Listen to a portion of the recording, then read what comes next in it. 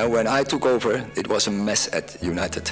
And we are on our way to construct a team for the future. 2 trophies in 2 years is not bad. 3 finals is not bad. We have to do better. And if they don't want me anymore, then I go anywhere else to win trophies, because that is what I did my whole career.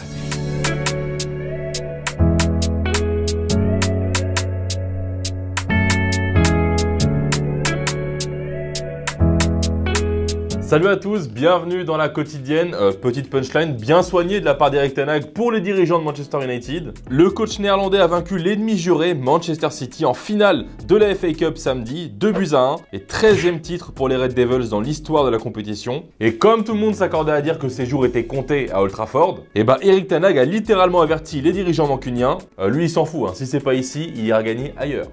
Bon, et du côté de Manchester City, on devait être déçus après cette défaite, non? Et même pas, au contraire, c'était la fête chez les Sky Blues. Ça a fêté le titre de champion d'Angleterre, le 4e consécutif. Et oui, on a vu les joueurs chanter, Guardiola danser, etc. Mais celui que tout le monde attendait, c'était Jack Grealish, évidemment. Mais attention à l'accélération du bus quand même.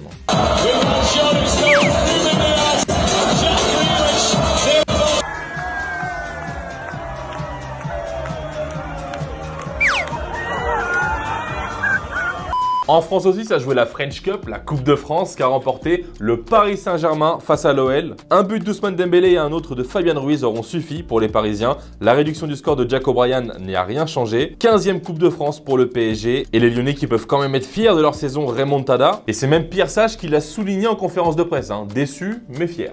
Effectivement, il y a de la déception à mon niveau, il y a de la déception pour les joueurs, de la déception pour les supporters. On aurait vraiment souhaité les rendre heureux une nouvelle fois ce soir. Mais face à ça, il y a aussi de la fierté par rapport à la saison qu'on a faite. Et même s'ils auront du mal à l'entendre ce soir parce qu'ils sont très déçus, ils peuvent être fiers d'eux et de ce qu'ils ont fait.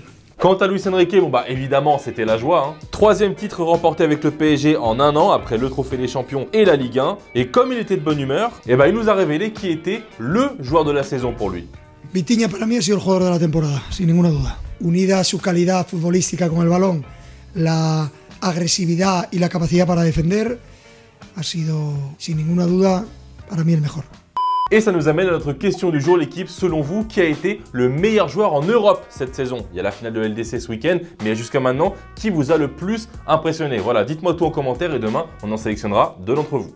Et d'ailleurs, vendredi, je vous demandais qui devait être le successeur d'Olivier Giroud en tant que numéro 9 des Bleus. Et pour toi, l'âme, c'est Marcus Thuram qui est déjà l'un des meilleurs attaquants de Serie A. Tu penses qu'il a tout pour réussir avec l'expérience de son père. Alors attention, son père, il était défenseur, hein. Moi, je veux bien qu'il reste devant les buts adverses, hein, pas les siens. Et pour toi, Nadj, si on suit la logique, ce serait Kolo Muani ou Thuram. Mais tu penses aussi que Dédé peut nous sortir une surprise pour mettre Mbappé en 9 et Coman sur l'aile gauche. Alors Coman sur l'aile gauche peut-être, mais pas blessé, hein. Ce serait peut-être mieux. Autre célébration de titre, de doublé, même en Allemagne, le Bayer Leverkusen, qui s'est vite remis de sa défaite en finale d'Europa League. Ça a célébré la Bundesliga et la Coupe d'Allemagne avec ses supporters. Tout le monde a fait le show, hein. Xabi Alonso, Robert Andrich et surtout Jonathan Tah, hein. Très facile, hein. Un trophée dans chaque main.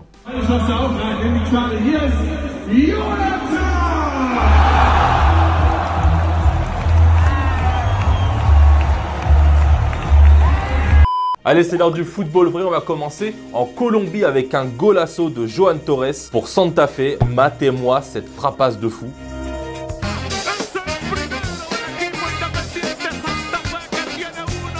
On file au Pérou avec un coup franc en toute décontraction, même le gardien est choqué, hein. Je crois qu'il cherche encore le ballon là. Et on termine, je ne sais où, mais s'il vous plaît, trouvez-moi le contact de ce crack et je vous défie de faire le même enchaînement, hein. C'est trop fort. Ce week-end, il y avait aussi une finale de Ligue des Champions, et ouais, la LDC féminine. Et ce sont les joueuses du Barça qui l'ont emporté face à l'Olympique Lyonnais. Victoire 2-0 des Catalanes qui ont soulevé la 3e Champions League de leur histoire, et la 2e d'affilée d'ailleurs. Début signé Aitana Bonmati et Alexia Putellas, les 2 dernières ballons d'or, hein, de Rennes, clairement. Et évidemment, toute l'équipe est revenue à Barcelone pour fêter ça avec les coulées.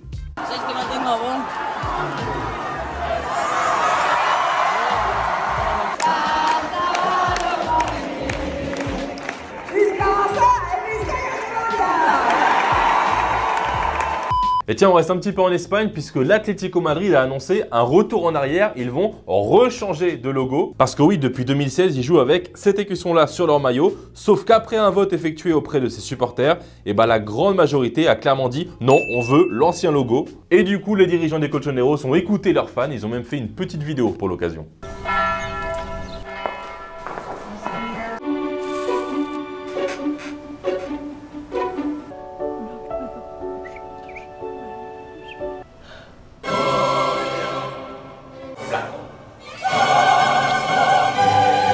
Ce soir, c'est l'entrée en liste de l'équipe foot de rue, l'équipe française pour la Kings World Cup. Ce sera aux alentours de 22 h sur le stream d'Amine.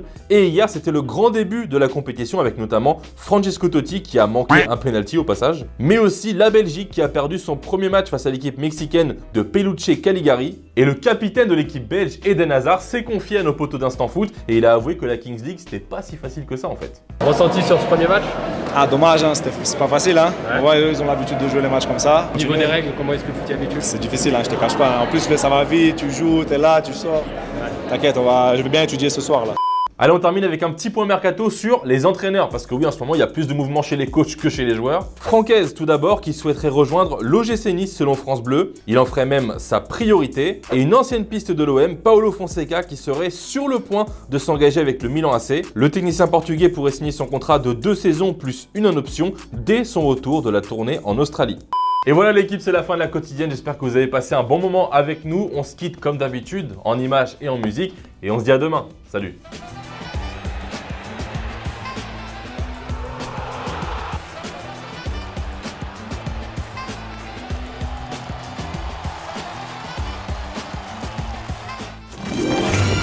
C'était votre programme avec Winamax. Winamax, le plus important, c'est de gagner.